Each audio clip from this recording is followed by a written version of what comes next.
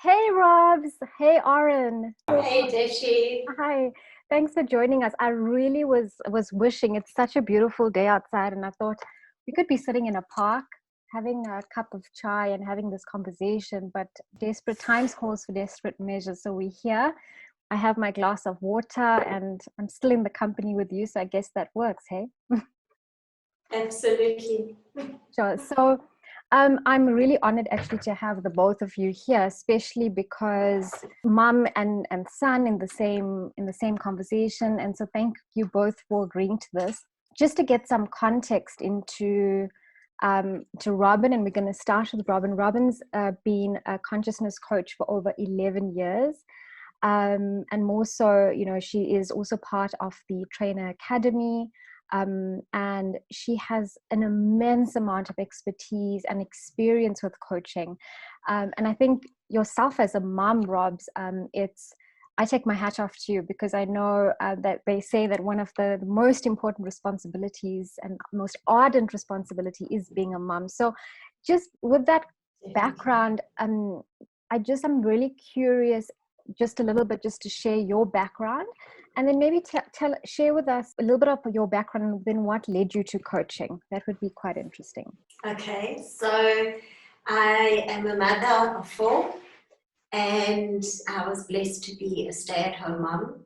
And I've always enjoyed self-development. I've always done little courses, read a lot of books. And a friend of mine said to me that she thinks I would love creative consciousness.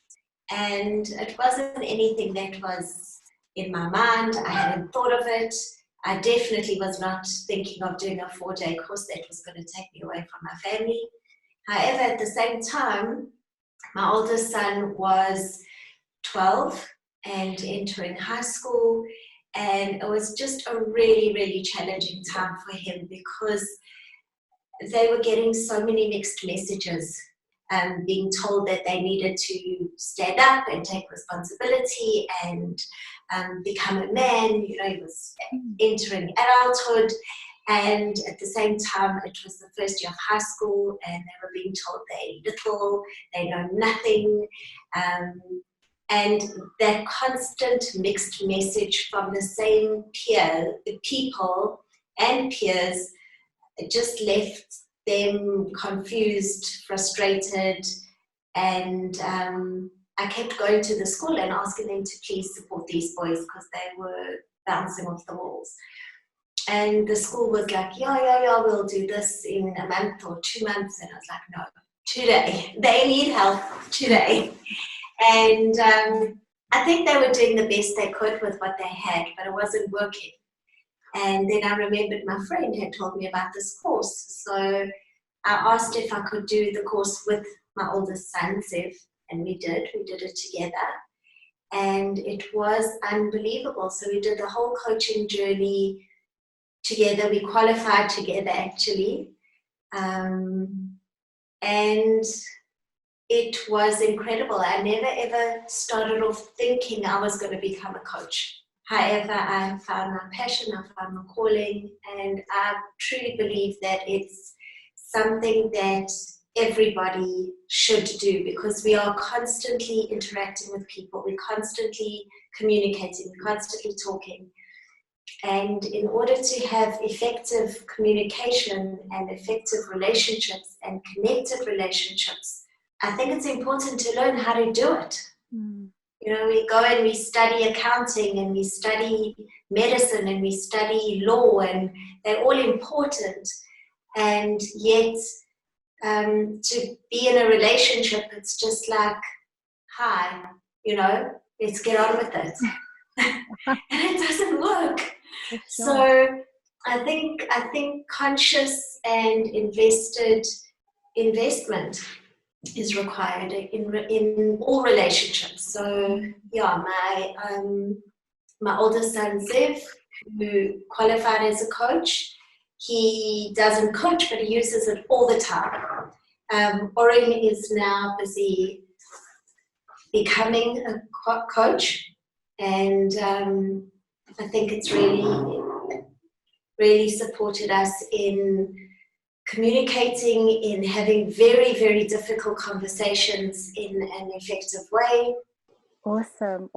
No, Robyn, your story is so inspiring. Just not only for yourself becoming a coach, but for having the influence that all of your kids have become coaches. I think that already says enough. It's not often that young people listen to their parents and take the advice, or choosing their own path. So there was this massive influence, and that's why your story is so inspiring.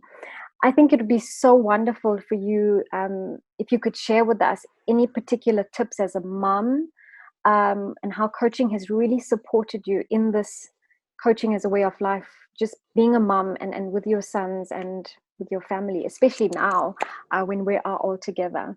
So I think now more than ever, one of the skills that I think are essential is to drop all assumptions.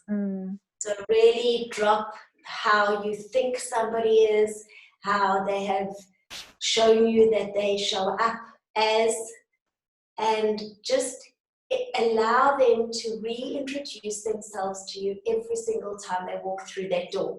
And even if you are in a studio apartment and they go to the bathroom and they come back out, and let them reintroduce themselves, because the beauty of that is that we really enable the other person to reinvent themselves, to recreate themselves. And we're not caught up in story of, oh gosh, no, that person's not a morning person. Just do not speak to them until 12 o'clock, or we cannot go near them until they've had their cup of coffee. And the sad thing is that we box each other, or I could never talk to that person about, or I can't say this, or I must do it like that. And we rob each other of ourselves and what our relationship could be. So I think just as a really, really powerful relationship tool is no assumptions. Let people introduce themselves to you every single time you meet them. Wow. Yeah, it's being so intentional about the way that you're parenting. It's just like you're in it, you're conscious of that every single time. Some kids are probably wondering, wow, can I have a parent like this, giving me my space? I don't know. Talking funny languages, I must say. So all three of my boys have all done it. Consciousness training, and on different at different times. And when Oren went to do his conscious living one, my youngest son said to him, just promise me you're not going to come back talking funny. Stop inviting me to do things. Which is so funny, because in creative consciousness, and we learn how to talk in a way that doesn't trigger the identity. So we really work at language and using effective language such that the other person isn't triggered. So it's just so beautiful being able to say to my teenage boys, I'd like to present you to something. And they get it. That's amazing. And then they say to me, they go, Ma, get off it. You're seriously on it now. Oh, wow. That's exciting. Thanks, Robyn. And, I'm so inspired, Oren, to have you on the call. I always think, gosh, when I was your age, I really wish I could have done this for myself. And I'm sure Robyn would agree, having to be able to get these skills at such a young age, it's just going to be such a gift for you, growing up, entering the world of work, and one day becoming a parent, and doing it from now is really going to be a gift for you. So very inspired by you. And thank you. It's a pleasure. And I'm curious, because you are on the ground with young people, you interact with them, you siblings and cousins and friends, etc. And I also work with young people. I do some courses, and I pick up that there's this loneliness. So there's a lot of depression that I see in young people. I also see this lack of accountability, truly stepping into their power. Do you see something similar? Do you see anything else with young people today that they're facing as challenges? Yeah, for sure. I found that in this day and age, with technology being so prevalent in everybody's lives and having to be the biggest person on Instagram and the funniest person on TikTok and have the most friends on Facebook or whatever it's about, that the image and identity that people have built up has become so prudent. And I think what a lot of kids aren't acknowledging is that it's up to them where they want to be in their lives. And more important than that, the time to start is now. It is as soon as possible, as soon as they're listening to this or getting the message or something's hitting them, that they can change and they can create. And something interesting that relates to what my mom said is the importance of not having expectations for other people or assumptions, and bringing that into your life for yourself. So not limiting yourself to what you think you can do, or bounding yourself to where you feel stuck, but being in a place of creativity and living in a world where anything can happen, and seeing what comes from that and how it could affect your life more than how many likes you're getting on your Instagram photo. Yeah, for sure. Absolutely. You're really seeing the true I value. find something very, very valuable. And it is about this authenticity that you're talking about. How do you feel your coaching journey? Because you're about to become a coach, you're about to complete your coaching training. So in my coaching training, it's supported me in my personal growth, in using all of the different skills we learn, how to turn anger into passion, and how to request something from someone from a place of love and support, and are willing to create rather than blaming and bringing all of this negativity. It's just about creation and what you can make of a situation.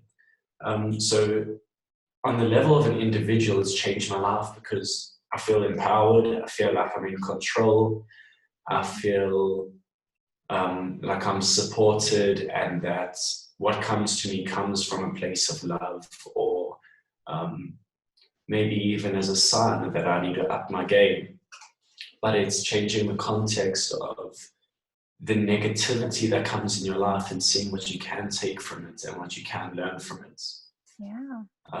That's very important to me. And then as a coach, to be able to empower people and ask people empowering questions that could make them turn around and really think for the first time in a long time. Mm-hmm. And for them to realize that there doesn't have to be a big hit in the world or a big change on their personal lives for them to get into gear and get into action, but it's up to them, and it's available to everyone, which is the beauty in it. You don't have to be at any certain level except for being in the mindset that this is something you want. Yeah, wow. Those are beautiful insights. Thanks, Oren. Any tips? Because I mean, you're kind of a professional now, being a coach. So not every young person out there has access to these amazing skills. Perhaps is there anything, a simple tool or tools perhaps that you could share for young people that would probably need this advice from you? What could you offer? So as a professional coach, I'm not allowed to give any advice. Wow, well done. Can offer is a few insights that I found very powerful. One of them is communication, openness, transparency, which is all bundled into a little crate which can bring your relationships to your family, your friends, work colleagues, everyone you surround yourself with, to the next level. So it's not being afraid to communicate and to be open about what you want or what you're feeling. I found that a lot of kids these days, or teenagers even, try hide their flaws and try cover up where they've gone wrong, or maybe just an area where they aren't that strong in their life, in order to be the funniest, most attractive type of person to their friends. And a misconception is that if you're not the funniest and the most creative and best looking, that you can't bring a sort of happiness into your life, which is extremely upsetting. And there's a huge stuckness that comes with it. And what I would offer to the youth of today, or anyone really, is to explore what they can create and to give everything they can offer, to seek every challenge as a goal, to look at every difficulty in light of a positive outcome, and to see what changes, for you in your life, in your relationship to the people you surround yourself with, and your relationship to yourself. So that's what it's all about. Wow, that sums it up beautifully. Just some nice tips there. It's not only been valuable for me, I can imagine how valuable this is for young people that will have access to this conversation, and mums. So thank you for really digging deep and sharing your personal stories with us. And I'm so looking forward to seeing you in person soon, once this is all over, so we can have nice hugs.